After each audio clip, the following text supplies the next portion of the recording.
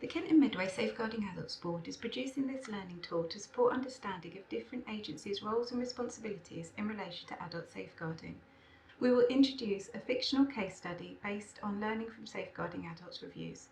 Different agencies will then provide a brief summary of how they may work with the person. Let me introduce Alex.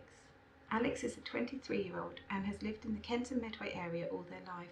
They were a looked after child from the age of 6 and moved into a supported accommodation at 17 years old. Alex had multiple placements and foster placements over this period. Alex advised their GP that these experiences impacted on their feelings of stability.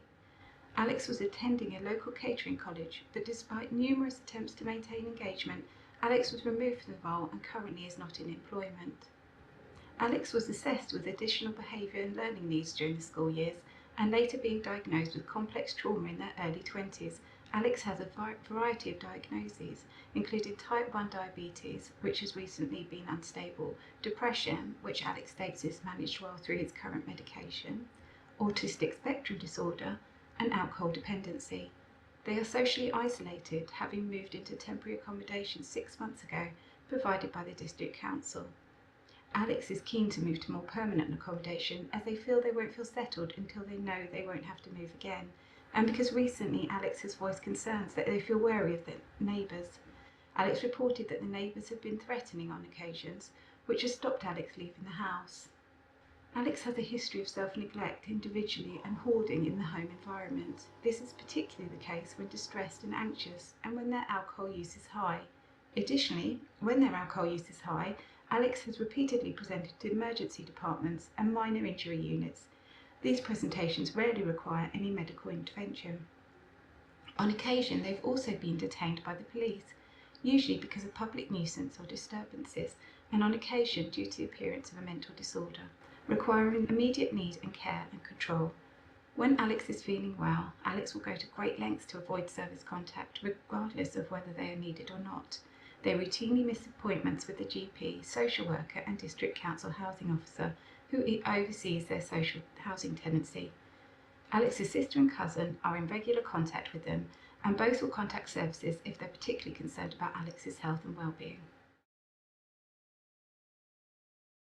If Alex was ordinarily resident in Kent, then Kent County Council Adult Social Care would have responsibility to meet with Alex and complete an assessment of their care and support needs. We will be finding out if their needs arise from either physical or mental impairment or illness. The assessment will be undertaken under the Care Act, as within this we have statutory responsibilities around a person's well-being, safeguarding and recognition for carers. The Human Rights Act and the Mental Capacity Act are other legal frameworks that could impact or affect our work with Alex. In line with the national eligibility criteria for adults needing care and support, the assessment will determine if Alex is unable to achieve 2 or more outcomes listed within the Act, such as managing their personal hygiene and managing their household, and that due to this, there is significant impact on their well-being. If this assessment identifies that Alex has eligible care and support needs, then we will work with them to identify how these will be met. It is also important that we recognise Alex's existing support network and their strengths.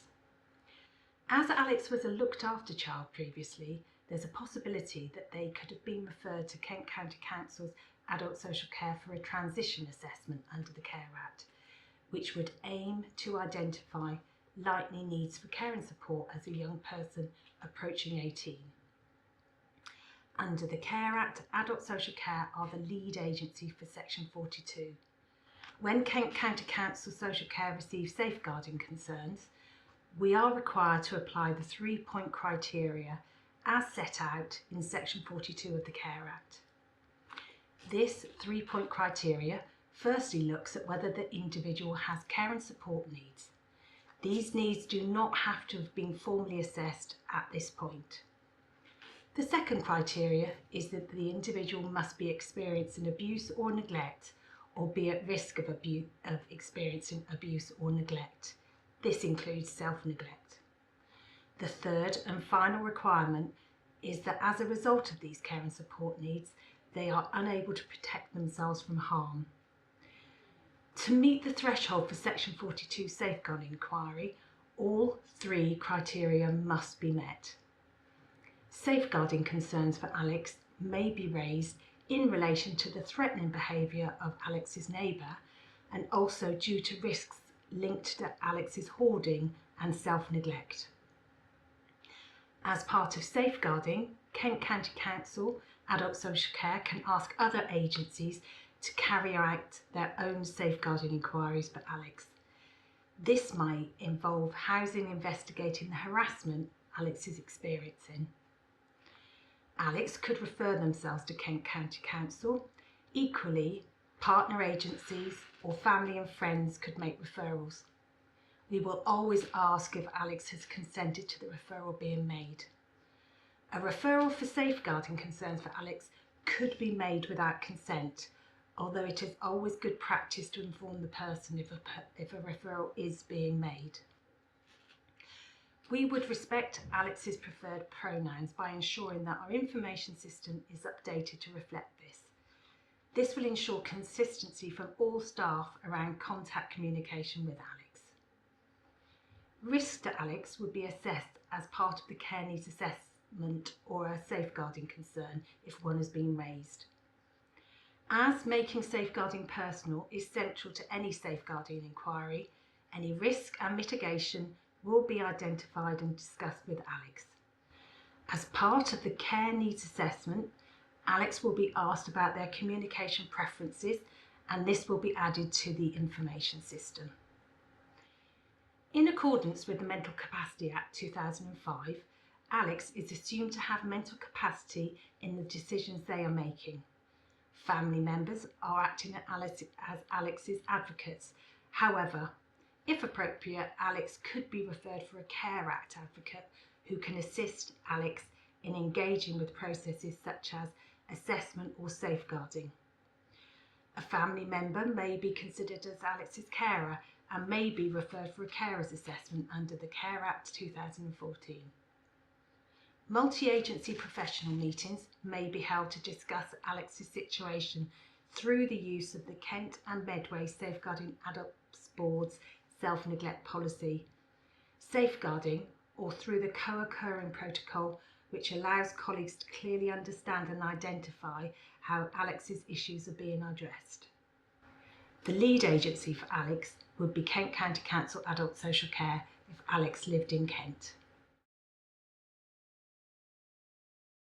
The police have core operational duties which include protecting life and property, preserving order, preventing the commission of offences and bringing offenders to justice.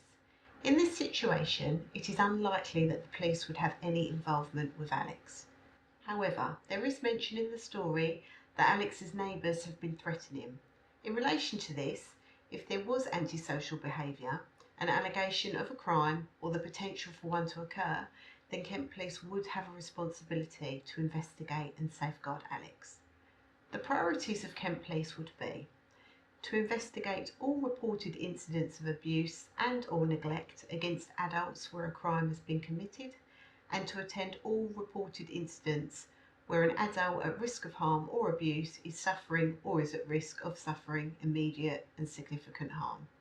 To take effective action against offenders, holding them to account through the criminal justice system, to identify and raise concerns about adults at risk of harm or abuse via adult aware referrals, to maintain a partnership approach to the collation of information, to adopt a proactive multi-agency approach to prevent and reduce adult abuse, and to adhere to the principles of making safeguarding personal.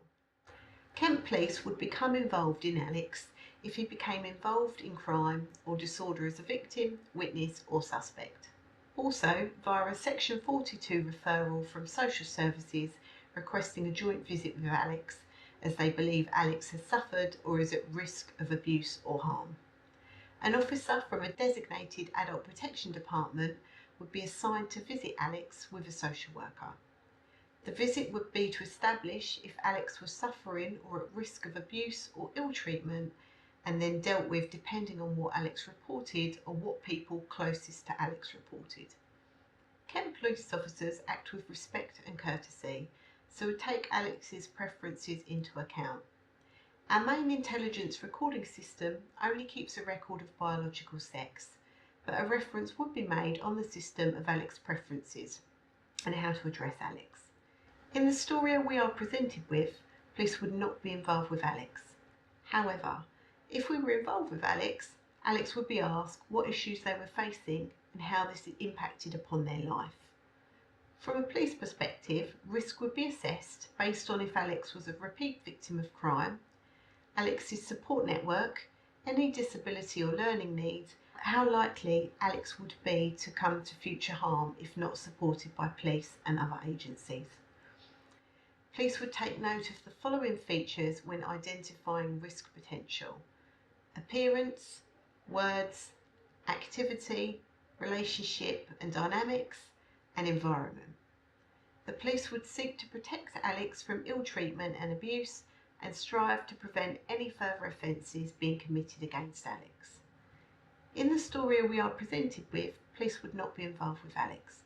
However, if police were involved, Alex would be supported and encouraged to make their own decisions about care.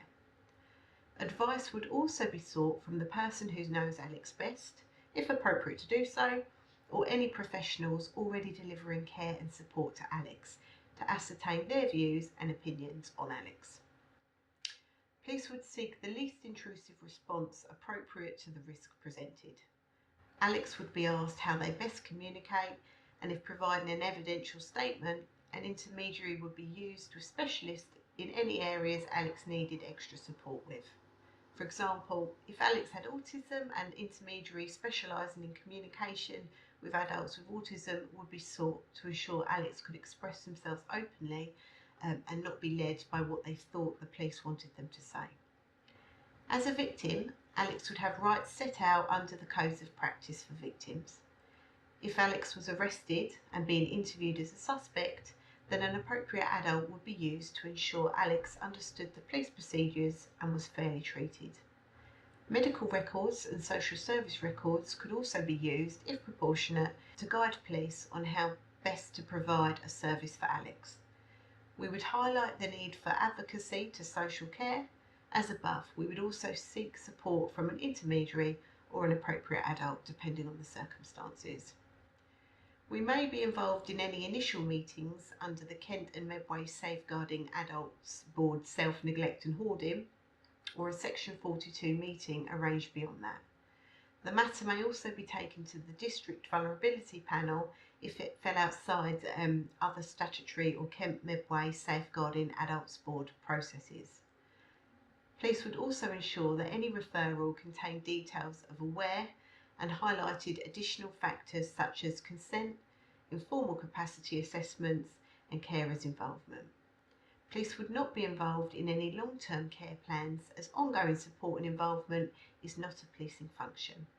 The lead agency would need to be decided at a self-neglect and hoarding meeting, but would likely be health or social care. Primary care acts as the central hub for Alex's care, managing both mental and physical health issues. We have access to Alex's medical history and relevant information from other agencies, which are positioned us to support Alex comprehensively and address any concerns or needs. We manage Alex's complex health issues, including type 1 diabetes, depression, autism spectrum disorder (ASD), and alcohol dependence. Additionally, we liaise with other agencies to create a collaborative approach to Alex's care.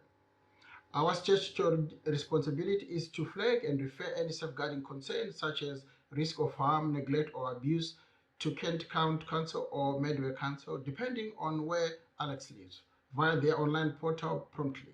In case of immediate danger, we contact the police via 999 to ensure that Alex's safety. We also have a duty to provide relevant information to other agencies in a timely manner and work collaboratively to ensure Alex's protection and well-being. As Alex GP, we are often the first point of contact for medical and social care needs. We may detect safeguarding concern and coordinate with other agencies to ensure comprehensive support. We act as a central hub, receiving and sharing pertinent information about Alex care with other involving agencies, ensuring a cohesive approach to their overall care. We adhere to the General Medical Council's and the Nursing and Midwifery Council's guidance on respecting patients' identities, ensuring Alex preferred pronouns are used in all communication and documentation. Our staff are trained to treat all patients with respect, avoiding any expression that could cause distress, and ensuring that Alex's gender identity is respected at all times.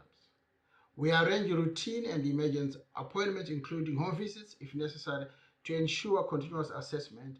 By utilizing Alex's medical and social history, we conduct thorough assessment covering medical, mental health, and social care aspects. We follow General Medical Council's guidelines on mental capacity assessment, which would be of benefit when assessing Alex and considering any safeguarding needs pertaining to them.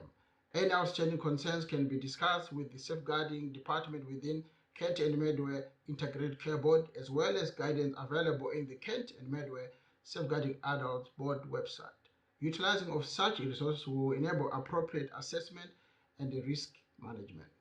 Through training and the primary care safeguarding benchmark toolkit, we ensure that Alex's voice is heard and their communication preferences are respected. We document Alex's preferences and share them with other relevant agencies to maintain consistent and respectful interactions, ensuring that Alex is always treated as an individual with unique needs. If Alex has capacity, their preferences are prioritized and the involvement of others is based on Alex's consent, ensuring a supportive network is in place. We involve Alex's social worker, sister, and cousin who are regularly in contact and can provide valuable information for Alex's care. With primary care serving as the central hub for patient information sharing, we receive relevant documentation and information from agencies involved in Alex's care. These documents include the names and contact information of those responsible for Alex's care, allowing us to easily contact relevant agencies. Ideally, this communication occurs via professional encrypted email, ensuring an audit trail is in place to facilitate effective information sharing. Additionally, primary care holds regular in-house safeguarding meetings, inviting relevant agencies to discuss patients either in person or virtual. This approach fosters collaborative working, enhances patient care, and improves patient outcomes. Given the safeguarding concern, adult social care should be the lead agents. However, primary care and other agents must collaborate to support to ensure comprehensive care and outcomes for Alex.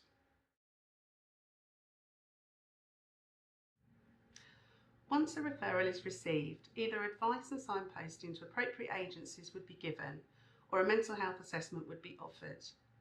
The assessment would be to determine whether or not Alex would need secondary care mental health services. They may be signposted to appropriate agencies or services to meet the assessed need, or if assessed as requiring secondary mental health services, would be offered support and treatment by one of the various mental health teams or services, whichever is suitable to meet the assessed need. Within this, Kent and Medway NHS and Social Care Partnership Trust, or KMPT, would work with other agencies who may already be offering support or ensure appropriate referrals as required. For example, a care needs assessment from social care or a referral to substance misuse agencies. KMPT staff have a responsibility to be aware of safeguarding issues and concerns and to incorporate those into any care or support planning for individuals who are being assessed or who are open to KMPT. We have a duty to refer concerns to the local authority and police where appropriate. Alex may be referred into KMPT due to concerns about his mental state. A referral could come from any of the other agencies involved, but the scenario would most likely come from the GP, police or emergency department in a time of crisis. Given the information in the scenario, Alex may be suitable for secondary care, psychological interventions for their trauma and support around their low mood. There are various routes into KMPT's services. The GP can refer to the Urgent Mental Health Helpline. This would be triaged by a clinician and, depending on the nature of the problem, and the level of risk, a callback would be arranged within an appropriate time frame. The maximum time frame for this to take place is 72 hours. Following this telephone triage and assessment, Alex would be referred to the community mental health team to arrange for an initial assessment, or he could be discharged back to the care of the GP with recommendations for primary care interventions or signposting for community support services such as Live Well Kent or substance misuse services. This scenario suggests that Alex is making frequent visits to A&E, especially when their alcohol use is high. On presentation to A&E, the acute hospital staff can refer to KMPT Liaison Psychiatry Service if they believe that Alex was suffering from mental health difficulties. The Liaison Psychiatry Service can offer a full mental health assessment as appropriate. Depending on their presentation, Alex might be triaged back to primary care and community services. They would be given information on how to self-refer to the alcohol support services such as Change Grow Live or the Forward Trust. They would be given an action plan that contains useful numbers to contact for help in a crisis. For example, charities like Mind and Safe Havens that offer drop-in sessions from 6 p.m. to 11 p.m. 7 days a week. A copy of the plan would also be sent to Alex's GP for information. Alternatively, Alex may be referred to a KMPT community mental health team for further assessment. If Alex were to be detained by the police in the community, police can contact the KMPT 836 service. The 836 service is a helpline for Kent Police when they have concerns for a person's mental health. 836 will advise the police officer of the most appropriate and least restrictive intervention for the person that they are with. This could be engaging the person back to their community mental health team or referring them into mental health services or detaining them under Section 136 of the Mental Health Act, depending on the presentation and risks. It could also identify that there is not a role for secondary mental health services. If a person is detained under Section 136 of the Mental Health Act, the 836 clinician would liaise with the place of safety for a space and the Kent and Medway approved mental health practitioner service to inform of the detention under Section 136 and the need for assessment under the Mental Health Act. KMPT Trust is committed to building and delivering services where every individual is treated with dignity and respect. Alex would be addressed by their preferred pronoun and their records would also reflect this. During any contact, risks are always considered, both presenting situation and any historical concerns. The risks would be assessed by speaking to Alex and liaising with others who may be involved. In this scenario, it is clear that Alex has many vulnerabilities. Most notably, the current situation is that they are being affected by their housing needs and threats from neighbours, their physical and mental health, and the likelihood of an increase in alcohol use to manage their stress and self-neglect. Alex's views and what they would want and how they might engage with support should be ascertained. It would be important to liaise with other agencies to find out what support was already in place or could be offered to Alex. Alex's views and opinions and preferences would be sought. They would be asked how they would like to receive communication and how they would like to contact services. Additionally, advice from other services involved who may know him better or who had found good ways of communicating and engaging with them could be sought. For example, Alex may have a social worker who he engages well with. He may also benefit from advocacy services. Communication with Alex's sister and cousin with consent would also be undertaken. It is clear that Alex remains in touch with their cousin and sister even when they have disengaged from services, and a plan around this could be formulated. It would be important to involve Alex's sister and cousin to support, as they know him well and could provide informal advocacy. Should Alex lose capacity to make decisions at any point, a referral for formal advocacy via the Kent advocacy people could also be made.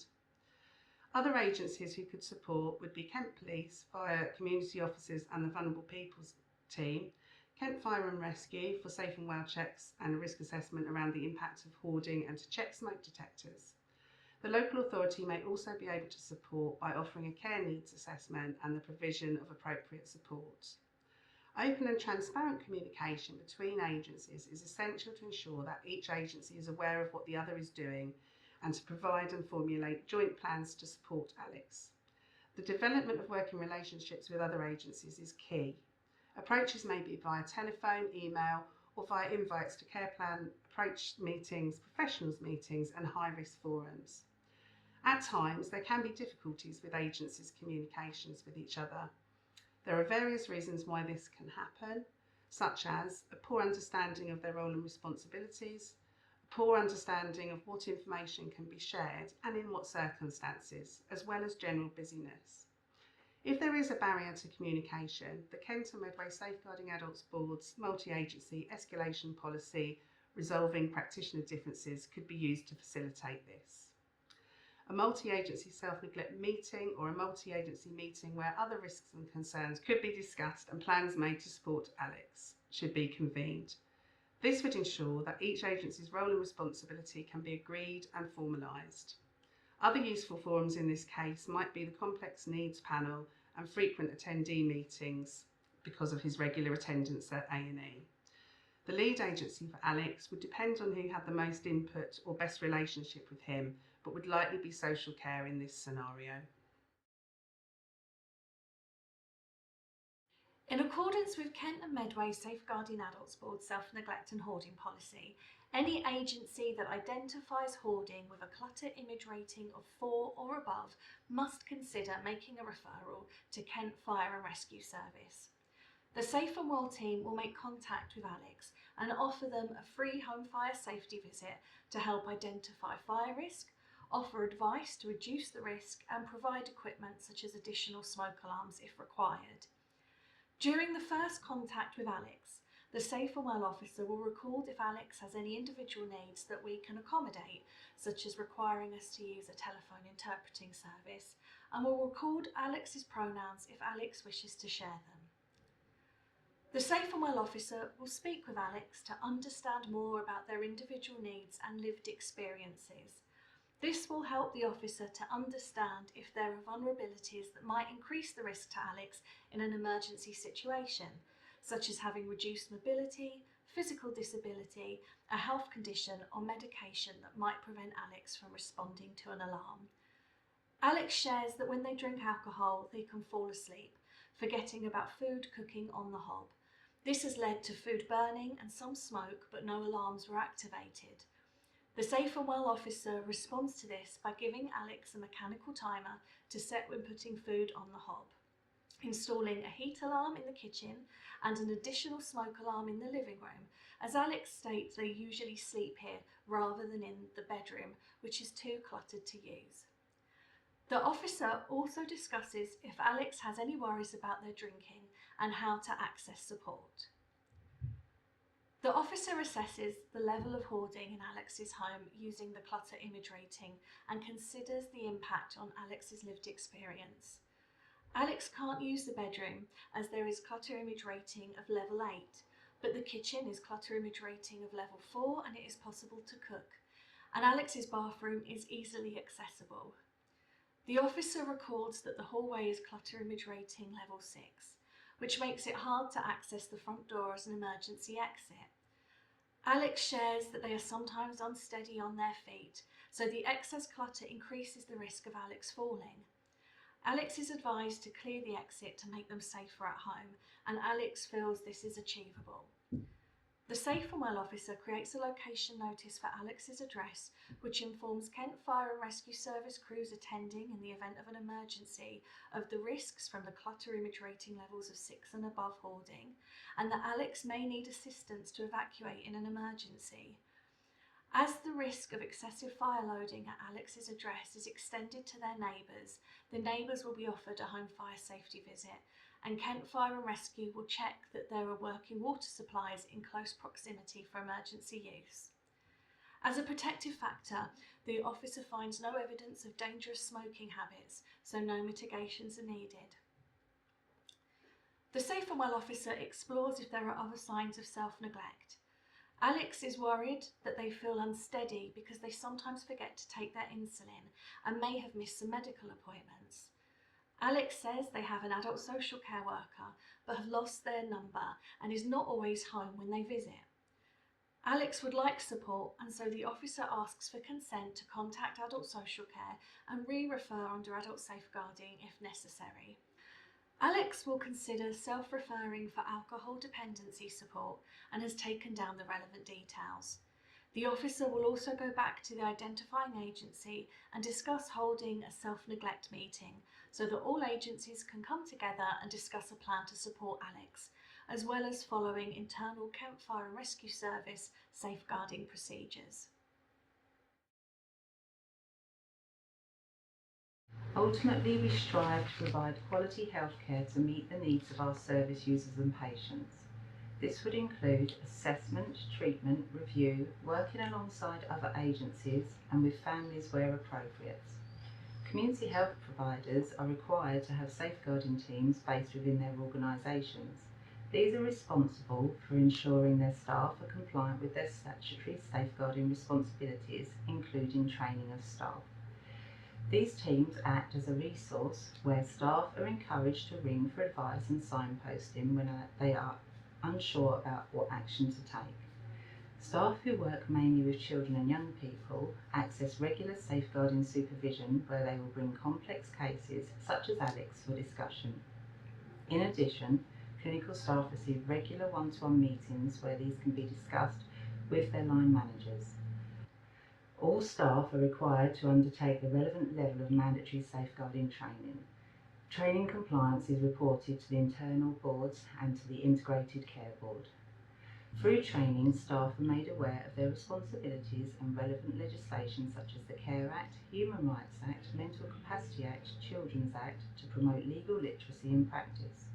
Also to recognise, report, escalate any concerns and follow the Kent and Medway Safeguarding Children and Adults Board policy, procedures and practitioners' guidance.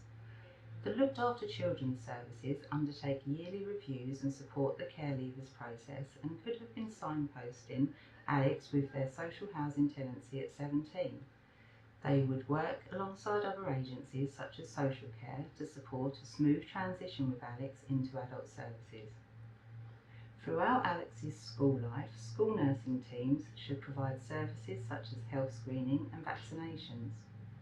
In addition, they can provide support with targeted work around behaviour and learning support plans, emotional well-being, managing long-term conditions and complex needs in school, healthy relationships, puberty and growing up and staying safe. They also provide an advisory service via text and can support with anything from relationships, mental health, bullying, alcohol use, self-harm, healthy eating and taking drugs and smoking. For support with their diabetes, Alex could be referred to a specialist diabetes team. The community learning disability teams can provide support for children and adults with a diagnosis of autistic spectrum disorder. Their support is directed to reduce health inequalities by helping people overcome barriers to good health. This could include community nursing care, occupational therapy, physiotherapy, vision and hearing support and speech and language therapy. They can also consider onward referrals to the mental health of learning disability team or community mental health team for accessing psychological therapies or mental health assessment. On presentation at urgent treatment centres or minor injury units, ongoing referrals would be considered.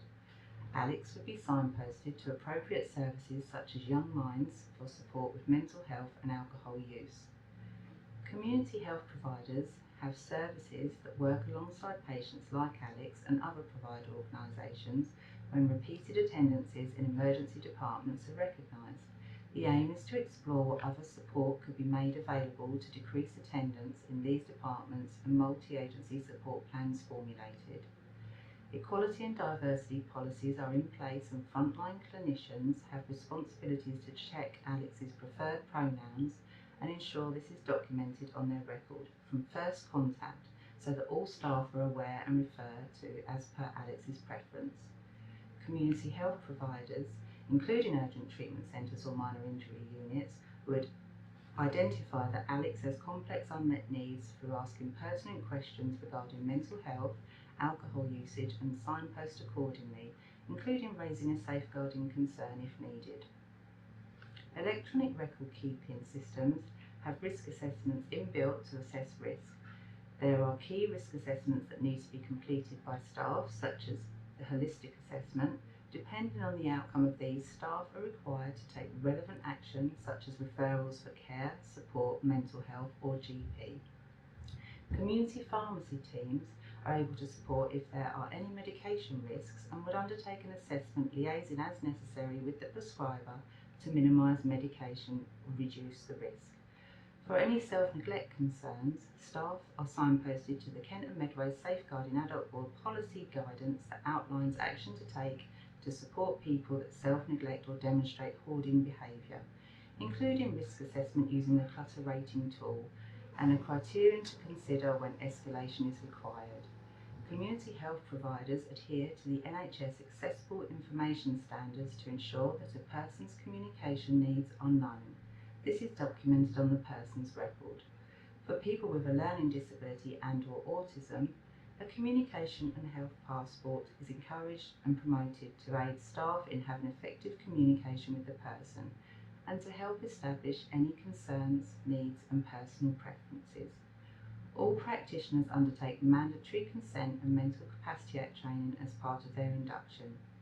Mental Capacity Act competencies are in place to support staff to achieve confident and competent practice, to ensure Alex's voice would be heard and include them in decision making. Other individuals to be involved in our interventions with Alex would need to be discussed with them, to gain insight into who is important to them and who has worked well with them and that they trust.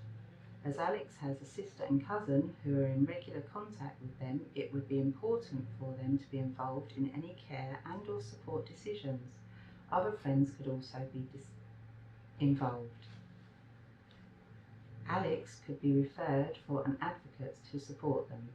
We would consider instigating a self-neglect meeting that would involve other agencies under the Kent and Medway Safeguarding Adults Board policy guidance. Staff participate in multi-agency meetings such as a professionals meeting, integrated locality reviews and high-risk forums.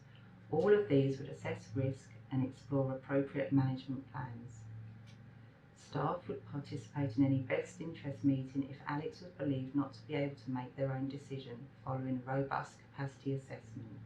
The lead agency would be based on a number of factors, such as provider agency Alex best engages with and who has the most frequent contact. Perhaps if there was primarily a health need, then the community health provider would be the most likely to be the lead agency. As an acute trust, we will manage Alex's immediate health presentation in the emergency department. We would explore Alex's social circumstances to identify any safeguarding concerns. Then we would recognize and respond to the safeguarding concerns appropriately. We will consult the in-house safeguarding team for guidance, ensuring Alex remains at the center of the process and their voice is heard in line with making safeguarding personal. Acute trusts are required to have safeguarding teams based within the hospitals. The safeguarding teams act as a resource to educate staff, provide guidance, and ensure the support and process complies with the multi-agency safeguarding adults policy, protocols, and guidance for Kent and Medway. The team provides signposting information to the appropriate services for Alex's needs to be met. In addition, Alex may be referred to the trust's frequent attendance process within the hospital, depending on the number of attendances. The acute trust provides robust safeguarding training for staff at different levels, according to their various roles, and the training compliance is reported to the internal boards and to the Integrated Care Board, ICB. All staff have responsibility to undertake the relevant mandatory safeguarding trainings to ensure they understand how to identify signs of abuse or neglect, knowing how to report concerns, and being aware of the legal and procedural frameworks. To promote Alex's well-being, staff must comply with the relevant laws, such as the Care Act 2014, the Mental Capacity Act 2005, Human Rights Act 1998, the Mental Health Act 1983, and the Equality Act 2010. The Acute Trust will take the responsibility for initiating the self-neglect protocol in line with the Kent and Medway self-neglect and hoarding policy and procedures. This is in relation to Alex's poorly managed diabetes and hoarding in the home environment. We will instigate a professionals meeting and undertake a safeguarding referral to the local authority for ongoing support when they return to the community.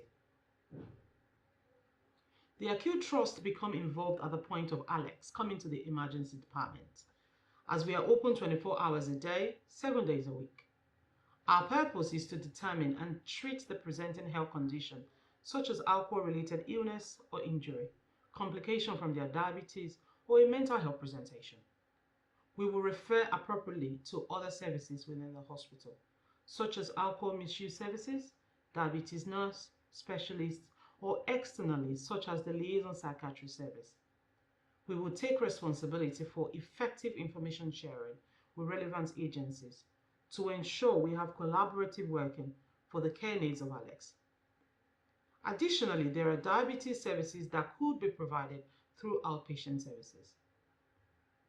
The acute trust staff will respect Alex's gender-neutral profile and ensure that Alex's preferred pronoun is recorded in their patient notes.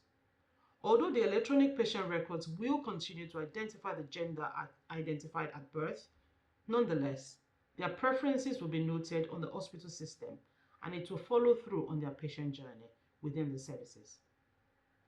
All staff have responsibility to work in line with the trust, equality and diversity policies.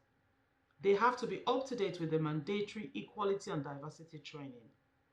All our policies are reviewed against the Equality Act 2010.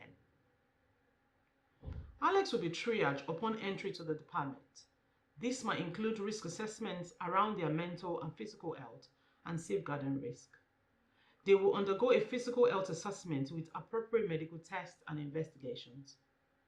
Once they are deemed medically fit, they would be referred for a mental health assessment if this was required. During office hours, we can liaise with the Trust Autism and Learning Disability practitioner for guidance and advice. We are able to offer a wide range of services to support a variety of communication needs. Preferred communication needs can be recorded in our hospital passport and on the system for Alex's onward patient journey. There are a range of interpretation services, including sign language and Makaton, available to support patients and easy read leaflets available. With Alex's consent, we would involve Alex's sister and cousin in the first place. Otherwise, we would consider the advocacy service if required. We would speak with Alex to support in identifying the agencies working with them. The Acute Trust will approach other agencies to establish contacts and to determine how we can collaborate to provide comprehensive and coordinated care. We will aim to establish clear communication channels through secure methods, such as encrypted emails for sharing information. The Acute Trust staff will participate in professionals meetings, as mentioned earlier. We would initiate a self-neglect meeting collaboratively with other agencies, such as housing, adult social care, mental health services, and primary care. We would consider other forums, such as frequent attendance and local vulnerability panels. The aim will be to agree a plan that will best meet Alex's presenting need. Additionally, to outline each agency's responsibilities and the coordinated actions to be taken.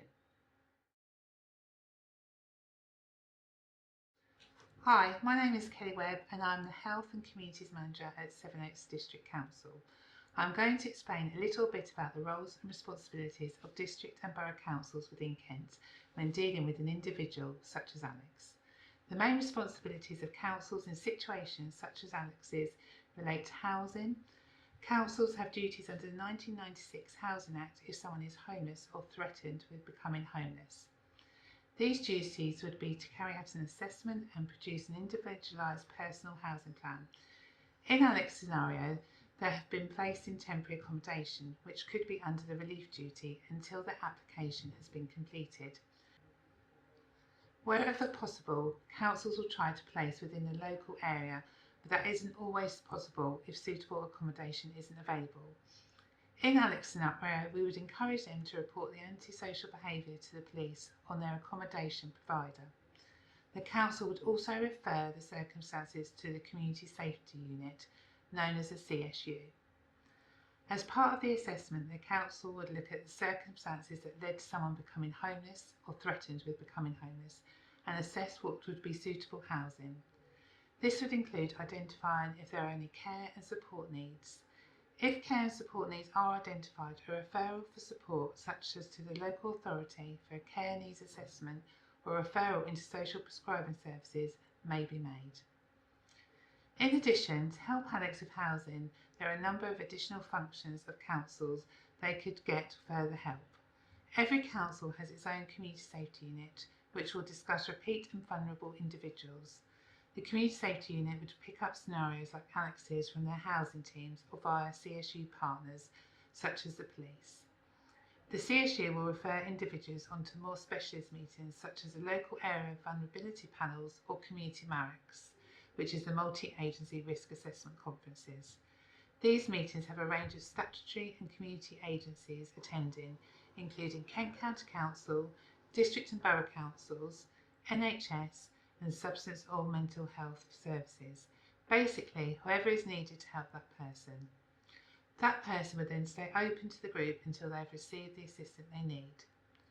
As Alex finds it hard to engage with services, another role the council might fulfil would be in signposting them to relevant services. For instance, Alex could be pointed towards services that provide coping mechanisms such as release of pressure or local mind services.